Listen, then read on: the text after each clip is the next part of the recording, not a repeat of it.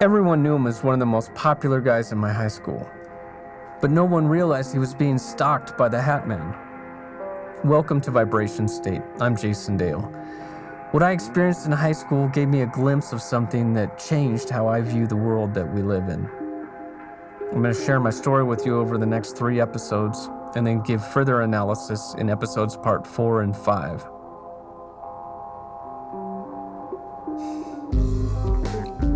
Welcome to 1994, the year I entered into my junior year of high school.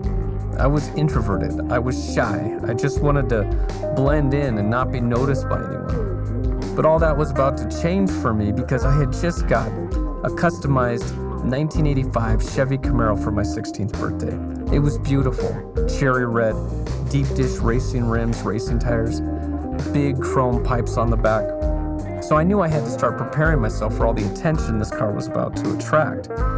So I ditched my glasses for contact lenses, started wearing more stylish clothes, started paying attention to how I carried myself.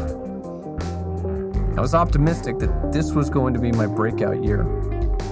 Well, it didn't take long. It was only about a week or two into the new school year when one day in gym class, a guy approaches me and says, "Hey, are you the guy with the red Camaro?" "Yeah, that's my car." "That's a badass car. It's cool if I check it out sometime, maybe ride with you to lunch or something?" "Yeah, sure, man." And he said, "My name is Ruben." I knew who Ruben was. Everybody knew who Ruben was. He was one of the most popular guys at my high school. I'd heard about him the year before as being this cool new guy from California. And he just moved to Colorado at the beginning of our sophomore year. He was instantly popular. He was on the football team. He looked like that actor Paul Walker, just with shorter bleached blonde hair. So we go to lunch, and we hit it off because we realized we like the same type of music, have a similar sense of style, sense of humor. So we started hanging out every day and quickly became best friends. As I get to know Ruben, I find out that he lives with his aunt and uncle, and he had his own car, but had wrecked it around the first day of school. Totaled it. So now he didn't have transportation. Obviously, his aunt and uncle weren't happy about this, as well as some other things, because they told him he had to start turning things around or else find a new place to live.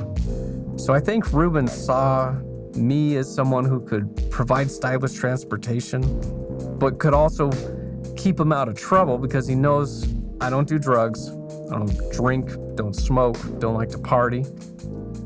But on the other hand, he also sees me as someone who he can help elevate my social status to his level of popularity. And that actually starts to manifest quickly because word gets around that Ruben is now best friends with the guy in the red Camaro. So now when I drive through the school parking lot, students I don't know are waving at me. When I walk through the school hallways, girls are smiling at me. Guys I don't know are saying "what's up" as if they know who I am. But of course, I was meeting a lot of new people through Ruben. One day, Ruben tells me that the homecoming dance is coming up, and he had just asked a popular senior to the dance. She said yes. So he wants me to find a date for the dance so that the 4 of us can go together in my Camaro. I'd never been to a dance before or even consider it, but I have this newfound confidence, so I asked a girl that I really like if she wanted to go to the dance with me, and she said yes. So one day after school, Ruben and I are hanging out at my house trying to figure out our plan for the night of the dance. Time goes by quickly, and next thing you know, it's around 10 p.m. on a school night, so I need to drive Ruben home. So as we're driving through town, it's a quiet night, hardly any traffic. Ruben's aunt and uncle lived way on the outskirts of town, so as we're approaching the edge of town, we're in the middle of a conversation, and Ruben's telling me all about the girl he's taking to the dance. When all of a sudden, he just stops mid-sentence. He sees something on the left-hand side of the road and just follows it with his head as we drive past. Now, I'm just focused on the road right in front of me, so I wait for Ruben to tell me whatever it is he's seen. I glance over at Ruben, and at this point, he's leaning out of a seat, head completely over his shoulder, and he says, all of a sudden, he says, Did you see that?" "No, what did you see, Ruben?" "You didn't see that back there?" "No, what is it?" "You didn't see him standing under the streetlight?" "No, who?" And I'm looking in my rearview mirror, I'm looking in my side mirror, and I'm trying to see under the streetlights we just drove past to see what he saw, but I don't see anything. But I could just feel the fear and panic and anxiety coming off of Ruben. It's making the hair on the back of my neck stand up. I'm confused. I don't know if we're in some kind of danger. So about half a mile down the road from whatever he had seen, Ruben is now facing forward in his seat, and he's just repeating to himself over and over again, I can't believe it. I can't believe it. I can't believe he followed me. I can't believe he's here. I can't believe he followed me here. I can't believe it. And I say to Ruben, who are you talking about? And he said, you couldn't see him. You won't believe me. So I just try to calm him down for the next few minutes until we get to his aunt and uncle's house. So by the time I pull up to their house, Ruben is now calm enough to talk to me. I park my car and turn off the ignition. Ruben says, you're not going to believe what I'm about to tell you. Have you ever heard of the Hat Man? No. And I'm thinking he's talking about a character of a movie or a comic book or something. He says, no. Let me explain what I saw underneath that streetlight. So he describes a tall, dark, shadowy silhouette of a man that stands about 8 or 9 feet tall. And the silhouette reveals that he's wearing a hat. He said it was either a top hat or fedora. And it also reveals that he's wearing a trench coat or overcoat of some sort.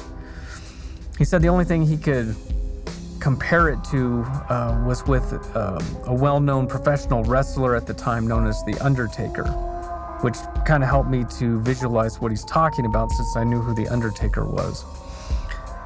He said the only other discernible feature about this figure was that sometimes he has glowing red eyes, sometimes glowing green eyes, or just no glowing eyes at all. So I'm sitting here and I don't know what to think about all this, but I'm thinking to myself, I've been with Ruben all evening, all afternoon. I had lunch with him. So I know he hasn't taken any drugs, hasn't drank any alcohol, hasn't even taken any medication. So he's completely sober.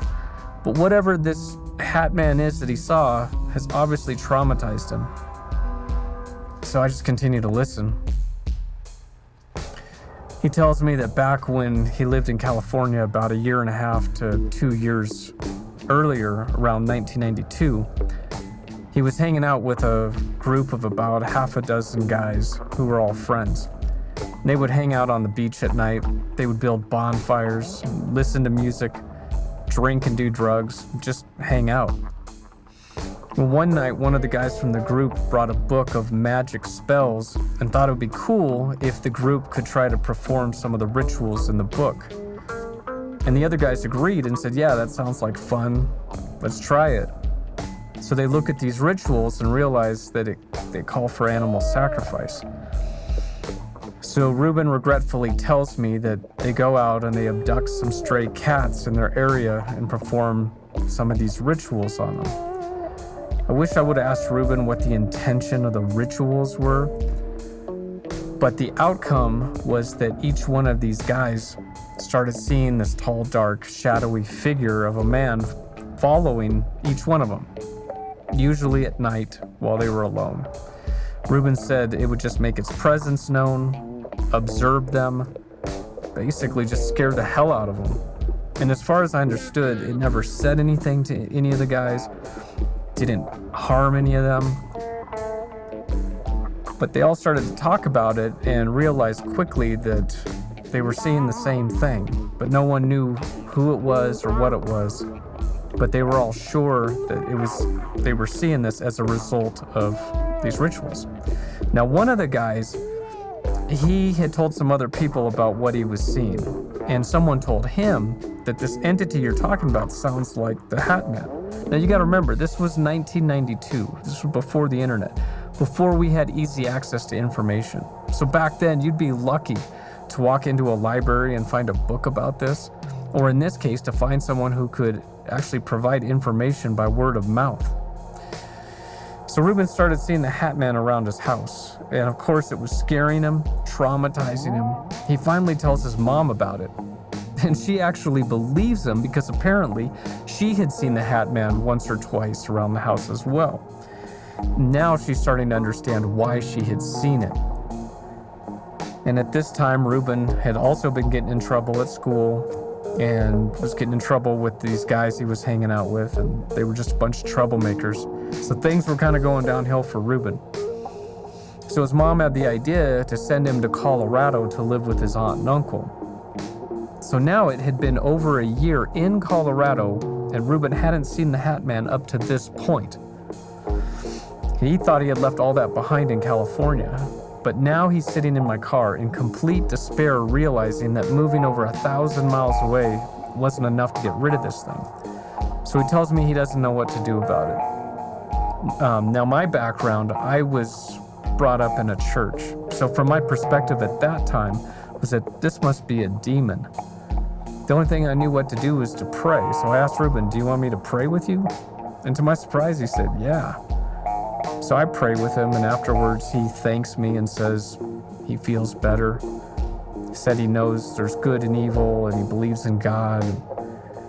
He said he had a desire to live a more spiritual life and asked me if I could help him with that. I said, well, yeah, I'll do whatever I can to help you. So he gets out of the car, goes in the house, and I start heading back home. I drive past the spot where Ruben saw the Hat Man, and I'm looking around for him, but I never see him. But the whole way home, I'm just thinking about everything Ruben had just told me. I'm thinking about the depths of the spirit realm all around us that we can't see, and how spiritual forces influence us consciously and unconsciously. And I'm thinking about all the shallow, superficial nonsense on the surface of just about everything that we can see. Because on the surface, Ruben appears to have it all. All the girls like him. All the guys want to be just like him, or at least have him as a friend. He has every opportunity available to him. But no one realizes what kind of darkness he's actually dealing with. So I'm starting to question my own path and all the superficial things that the Camaro is attracting into my life. Even as a teenager, I know who I really am. My purpose resonates with a spiritual path, not a superficial one. So things are about to get a whole lot more intense, because it would only be about 4 or 5 months after this incident that I would come face to face with the Hat Man in early 1995. I'm going to talk about that in the next episode, part 2. Thank you for joining me, and I'll see you in the next one.